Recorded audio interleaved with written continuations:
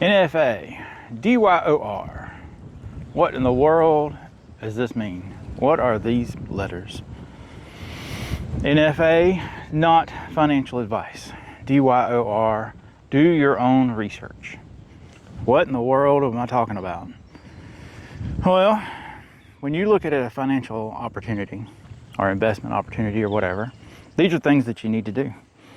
And so keep watching to the end of the video and you figure out how, or you'll learn how I try to do these with my opportunities. So anyways, let's start with not financial advice, NFA.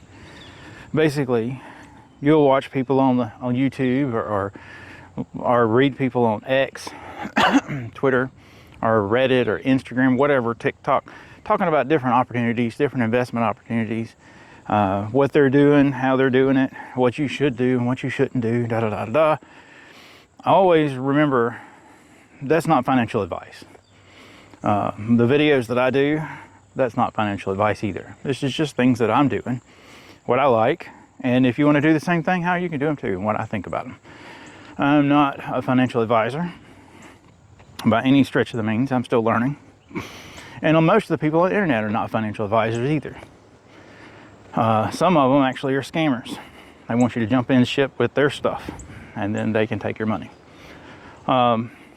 So when you look at an opportunity or an investment or whatever, always remember it's not financial advice. Now, DYOR, do your own research. What in the world does this mean? That means when you look at investment opportunity or real estate, cars, whatever it is, whatever opportunity you're looking at, it's always good to check it out. Learn about it, research it, figure out whether this is something that you really want to get into or not, whether it would work for you or not. And so then you can make a decision. And if you don't research it, you end up jumping in with both feet. It could be a scam, a rug pull, or you could lose a bunch of money. That happened to me 2022. I was just getting into crypto a little bit, and I got into several projects that were called ROID apps. Now, those of you that's been around for a while, you know what I'm talking about. They promise really, really high returns. One of them, or several of them, were promising 10, 12, 20% a day in returns. Sounded amazing. Sounded awesome. Well, unbeknownst to me, they were a bunch of scams. They were very short-lived. I lost half my money that year that I invested. Half my investment money was gone that year. That was a pretty rough year. A lot of learning experiences there. And it's just because I blindly followed the suggestion of somebody and other people online. I didn't research the project, didn't learn how it worked. I just kind of jumped in because everybody else was jumping in, and I got FOMO. I got the fear of missing out and decided I'd do the same thing. Well, guess what? They lost their money and then I lost my money too. So, and then I got out of them. There was one that I was in that lasted a while, but I'm not in that anymore either. And so you have to figure it out. How does it work? You have to look at it and figure out whether that's something that you really want to do or not. So anyways, so not financial advice, NFA, do your own research, DYOR. Don't just blindly listen to people on the internet or X or whatever, what they're telling you to do or not to do, or this token's going to be the best, or this stock's going to go crazy, or whatever it is. Don't blindly follow them. Find out. Figure it out. Check it out. Is that something that you want to do? So, now how do I go about doing this? At the beginning of the video I said, I'll tell you how I end up doing stuff. And sometimes it works out well. Sometimes it don't. There's a risk in everything. There's no real guarantees. So this is what I do. First of all, I look at what other people are saying about this project. Do most people like it? or do most people call it a scam or whatever? And I listen and I look at these people that are saying this, whatever about this investment project, whatever, and I do it without having to without fear of missing out. Anytime you get FOMO, that's kind of a red flag sometimes. You got to be careful. As you have fear of missing out, you jump in real quick and make a decision, and sometimes it works out, sometimes it don't. More often than not, the quick decisions are the ones we regret the most. So sometimes it's good to just take a little pause and just kind of listen. Just sit back and listen, watch, figure it out, and see what they say. Some people will love it, some people will like it. And you can kind of tell that you get both sides of the story about this investment that you're looking at. Another thing I do is I look at who is running this project. Who is the developer? What company is behind it? Do I trust that developer? Do I trust that company? You know, what are other people saying about the people who are in charge?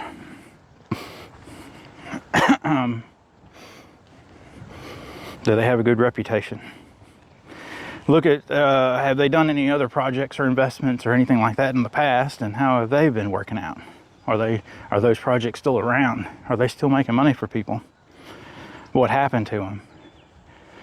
Because, you know, whatever happened to their projects in the past, it may happen to the projects in the future.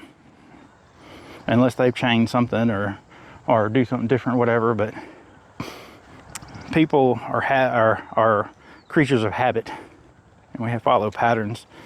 And so if they have a project in the past and then they have a new project, the new project might be better or it might be the same. So just kind of take a look at that. That's what I do. I take a look at that. Is something, do I want to jump in with this new thing that they're doing? Is it going to be like their old stuff? Another thing I look at is how much am I willing to risk in this investment? You know, trust is not on or off. Sometimes trust is a variable. You know, you can trust somebody with $20, but do you trust them with $2,000? And so some of these projects are the same way. I may know it's a risky project or opportunity or whatever, and I might still get in it, but I only get in it with a little bit, not a lot.